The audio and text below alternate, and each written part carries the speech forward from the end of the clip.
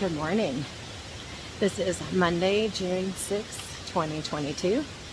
I am in the Big Creek area and I am hiking the Benton MacKaye trail down to Newfound Gap Road, or more specifically to Smokemont. I am really excited to be here today. This is the beginning of June and I haven't been to the Smokies since mid-April. And I know that sounds like first world problems, especially in the times of very, very high gas prices. But my soul was feeling it. I really, really needed this hike. It's a little bit of an altered plan from what I was supposed to do, but it's going to work out perfect, and I'm very excited for it. Since I was a child, when I was young and wild, nobody could ever tell me there was nothing to overwhelm me. I thought I was cool when I left school. Took some time for me to realize I don't need this disguise. Baby, come, let's move on. My good friend Tammy Brown shuttled me here, and she told me about this section here, which is, if I look at my watch, I can tell you about 0.3 miles in. This is Baxter Creek right here, or the Benton MacKaye. This is a little offshoot, and I don't know if you can see it in the distance, but there's a small chimney. She's given me direct orders to go to the chimney. So I am batting the spider webs out of the way and continue past the chimney to where the creek is, and I'm told there's a surprise. So you get to be surprised with me. So here's the chimney base. It's a little old wash tub.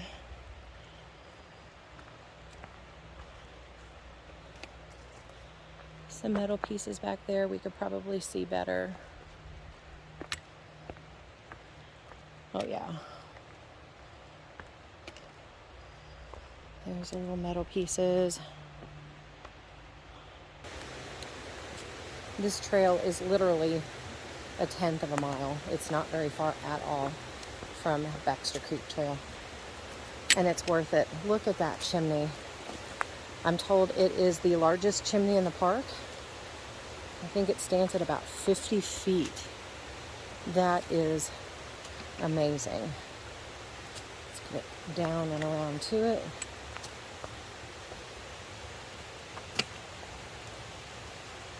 Wow.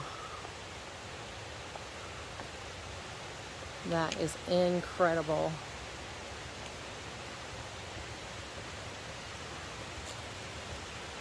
Wow. If I had another person here with me, I'd try to climb up on that and get a picture. But it seems a little unsafe doing it by yourself.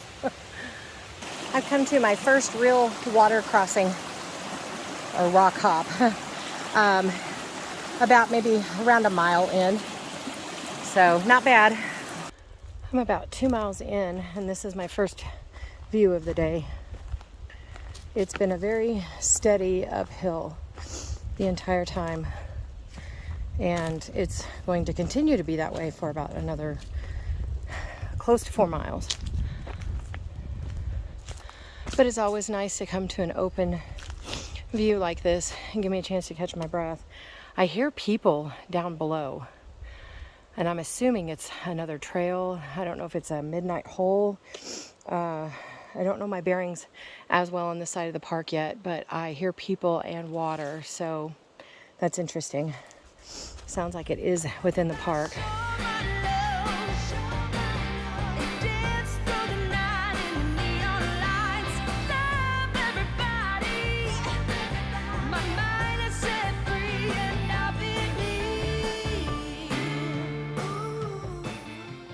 I'm stopping for another break. I've got about 1.5 miles left to camp, and I'm at a switchback. I think it's the first switchback today. Here, I'll turn it around. So I come up right over there, and then I go up there. So still going up, up, up. There is a sign here that tells you, apparently it looks like that might be a little bit of a trail. So I'm assuming that's why they have the trail, or maybe it was a trail at one time. So anyway, yeah, I'm taking a lot longer than usual. Like, I've been 5 miles in 4.5 hours. I guess that's not too bad. I feel very slow today. I feel a little fatigued. At home, I typically try to stick to like a low carb diet. This is the first time I am doing keto actually on trail. Now, I've done keto before, but I've never done keto on trail. Usually what I'll do is I will carb up the day before I go on a hike, and for me, I feel like that's probably the best thing, but I am trying something different here. I'm feeling the fatigue. Could be a multitude of reasons as well, but I'm not feeling like I can't do it. I'm not feeling like my muscles ache or anything like that. I'm drinking a lot of water, and so far I've had forenoon. Because the one thing with keto is that you can get dehydrated a lot quicker. Oh, these bugs, I'm gonna have to get moving again. So I am taking a little bit longer, but I'm kind of enjoying it. I really don't have big miles that I have to do this trip. So this is probably my last stop before camp, but I'm enjoying it. So I'll let you go so I can get on and get rid of these gnats. If this little rock cave weren't right on the trail, I would 100% think it's a bear den. I am about a 1/4 mile away from the campsite. And I'm feeling pretty good, but I do have just one more drink of water left. I kind of underestimated my water usage today, probably because I'm doing keto on trail, and I know that the most important thing for me is to hydrate, and I drink a lot more water than I thought I would. But I'm only a 1/4 mile away. Of course, there's a water source at the campsite, so I'm excited to get there. I passed a gentleman who's training for the CDT, or the Continental Divide Trail. Later this year. And he passed me going up, and then he passed me coming back down. He was just going up to the Mount Sterling Fire Tower. And he was talking about how out of shape he was. I think the thing is, we are fit, being athletically fit comes in variations and different body habitus. You can be fit and then go to climb a mountain. And I thought this was like 3,000 feet, but my Gaia says that it's 5,200 feet that I've climbed today. That could be another reason why I'm fatigued. It doesn't feel like it's that much. However, when you're climbing that much in 6 miles, I mean, I don't know anyone who's not winded and won't stop for a break. So, anyway, we talked a little bit. He said that there was about 6 people at the campsite tonight, which it's supposed to be full, but you know how that goes. Well, I don't know, maybe you don't know how that goes. People will reserve campsites with the intention of a trip, and then for whatever reason, they don't show. A lot of times, especially because the inexpensive fee, which for now is $4, might possibly be going up soon. But it's inexpensive enough. And a lot of these nice campsites get booked quickly. So if you're planning a trip, you want to book these campsites 30 days in advance if possible, which is as far in advance that you can book it. So a lot can happen in 30 days. Just like for me today, this was not the trail nor the side of park I was supposed to be on, and things change around. So I don't know if there'll be more there when I get there. I don't know how much I can film, but I will at least try to do an end of the day recap for you. It is starting to get prettier. There's a lot of overgrowth coming up here, which is, to be expected on any trail in the summer. But now it's starting to get that enchanted forest look. Love it. And it'll be like this for a while. Maybe all day tomorrow. I'm not real sure. But it sure is beautiful. And my climb is about over. So I am literally one happy camper. All right. I have a sign. Water is 700 feet from this point. Okay, so the campsite must still be up a ways. And I am going to go camel up, and then I will head up to the campsite. So, excuse me, that is the Baxter Creek Trail, and the campsite is still up that way a bit. But this is the pit stop I'm making right now. Hey guys, I am at the Mount Sterling campsite. In fact, the Mount Sterling fire tower is within my view outside of the tent, so that's kind of cool.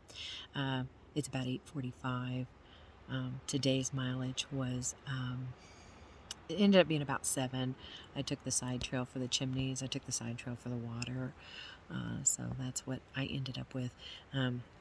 There's a big group here from Michigan State University, or most of them are from Michigan State. They're on a backpacking trip, and they were fun to eat with and sit around the fire and chat with.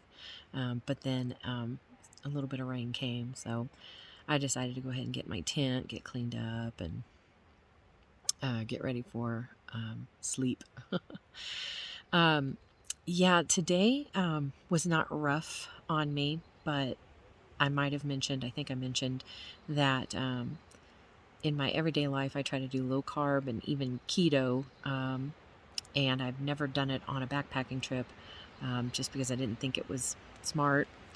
I usually will carb up the night before and then have carbs because those simple sugars are great for when you need energy right away to get up a hill.